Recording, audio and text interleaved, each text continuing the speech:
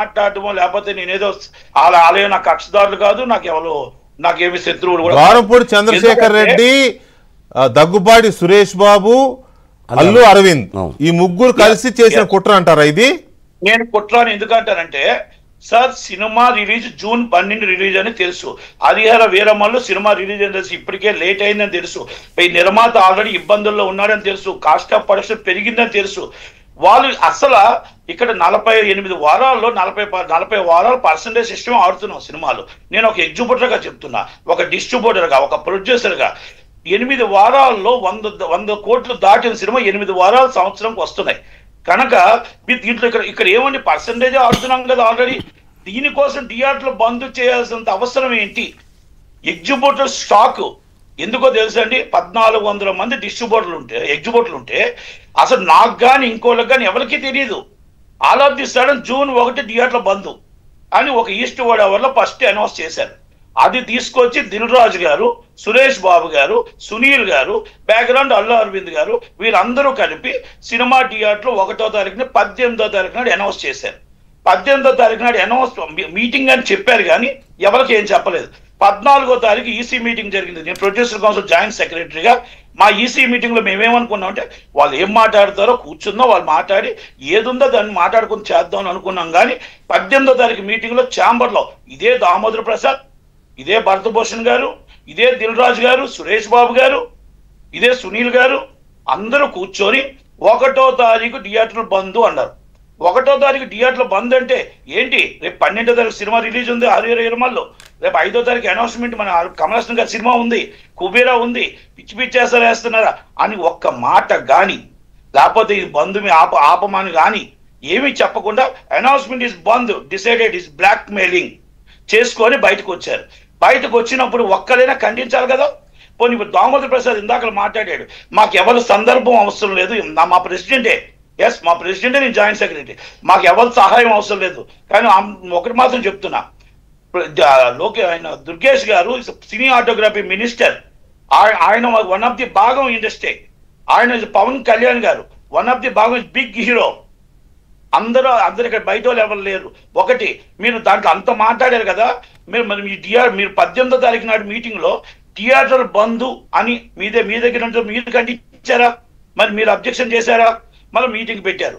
Meeting పెట్టి ఎప్పుడైతే దుర్గేష్ గారు నిన్న ఎప్పుడైతే విచారణకు ఆదేశించారో 11 గంటలకు మెసేజ్లు వచ్చాయి అందరికి, అర్జెంట్ అని. వచ్చి 11 గంటలకి నేను ముందే చెప్పాను, మీరు కావాలంటే యూట్యూబ్ లాట్లో చూసుకోండి, ఇది మామూలుగా మాకేమీ సంబంధం లేదు అని తూతు మంత్రం చేస్తారు అని. అంటే వీళ్ళు కావాలని ఒక కుట్ర. ఈ కుట్ర ఏంటో తెలుసా అండి? హరిహర వీరమల్లు డిస్ట్రిబ్యూషన్ గొడవ. అంటే థియేటర్లు మా చేతుల్లో ఉన్నాయి. ఇది డిస్ట్రిబ్యూషన్ అనేది మైత్రి మూవీస్ అనేది టాప్ లెవెల్లోకి వెళ్తుంది, సితారా అనేది ఒక టాప్ లెవెల్లోకి వెళ్తుంది. అంటే వాళ్ళు ఇప్పుడు సినిమాలు అనేది పెద్ద సినిమాలు వాళ్ళు చేస్తున్నారు. ఇప్పుడు దిల్ రాజు అవ్వచ్చు, సురేష్ బాబు గారు అవ్వచ్చు, అరవింద్ గారు అవ్వచ్చు, వాళ్ళు థియేటర్లు వాళ్ళ చేతుల్లో ఉన్నాయి. 1400 థియేటర్లు 1300 చేతుల్లో ఉన్నాయి. వాళ్ళు ఏంటంటే ఇప్పుడు డిస్ట్రిబ్యూషన్ కోసం అవతల కాసి అక్కడ బడ్జెట్ హెవీ అయ్యింది. ఆ డిస్ట్రిబ్యూషన్ కోసం మాకు తెలిసిన ఇండస్ట్రీ బాగోట ఏంటంటే ఆ డిస్ట్రిబ్యూషన్ హరిహర వీరమల్లు తీసుకోవడం కోసం, తగ్గించి తీసుకోవడం కోసం ఇది డ్రామా ఆడారు అనేది. ఇది మైత్రి వాళ్ళు ఏంటంటే పవన్ కళ్యాణ్ గారు పాప ఆ సినిమాని నష్టమైనా ఆ నిర్మాతకి ఇబ్బంది కలగకూడదని, ఆ సినిమాని ఎలా బయట వేయాలి, బడ్జెట్ ఎక్కువ పెరిగిందని ఒక ఆలోచనతో ఆయన పాపం మైత్రి వాళ్ళకో లేకపోతే సితారా వాళ్ళకి ఏదో మాట్లాడి పాపం ఏదో హెల్ప్ చేయమని ఆయన అడుగుతున్న మాటలో ఇది వాస్తవం. కానీ ఇక్కడ గేమ్ ఆడారు. ఈ గేమ్ ఆడి సినిమాని మొత్తం టోటల్ గా థియేటర్లు మా చేతుల్లో ఉన్నాయి, మేము బయట వాళ్ళకి ఇస్తే సినిమా ఇవ్వం అని ఇండైరెక్ట్ గా బ్లాక్ మెయిలింగ్ చేయాలని ప్రయత్నం చేశారు. రైట్ నటకుమార్ గారు, అంటే ఏదో ఒక రకంగా వాళ్ళు అనుకున్న రేటుకి హరిహర వీరమల్లు డిస్ట్రిబ్యూషన్ కొట్టేయడం కోసం, మైత్రి మూవీ మేకర్స్ని బ్లాక్మెయిల్ చేయడం కోసం ఈ థియేటర్స్ బంద్ అనే ఒక దాని లీజు వీళ్ళదే, లీజ్ దాని నలుగురు చేతిలోనే 1300 థియేటర్లు ఉన్నాయి కాబట్టి దాన్ని అడ్డం పెట్టుకొని ఈ స్కెచ్ చేశారనేది మీరు చెప్తున్న ఒక కాన్స్పిరసీ యాంగిల్. 100% నేను ధైర్యంగా చెప్పగలిగాను, చాలా మంది చెప్పలేరు. 100% ఇది వాస్తవం. రెండోది నేను ఒక్కటి అడుగుతున్నా, మీరు థియేటర్లో బంద్ ఎందుకండి? దిల్ రాజుకి థియేటర్ ఓనర్షిప్ కాదు, లీజ్ ఓనరు. నీకు నష్టం వస్తుంది కదా, వదిలే. సురేష్ బాబు థియేటర్ ఓనర్ కాదు, ఒక శ్యామల థియేటర్ తప్ప, వదిలే థియేటర్ వదిలేయండి. వీళ్ళందరూ వదిలేసేమనండి. అల్లు అరవింద్ గారు 40 థియేటర్లు ఈస్ట్ గోదావరిలో, కృష్ణా జిల్లాలో ఉన్న థియేటర్లు అన్ని ఉన్నాయి, ఆయన వదిలేమనండి. ఇప్పుడు ఎగ్జిబిట్లకు ఇస్తే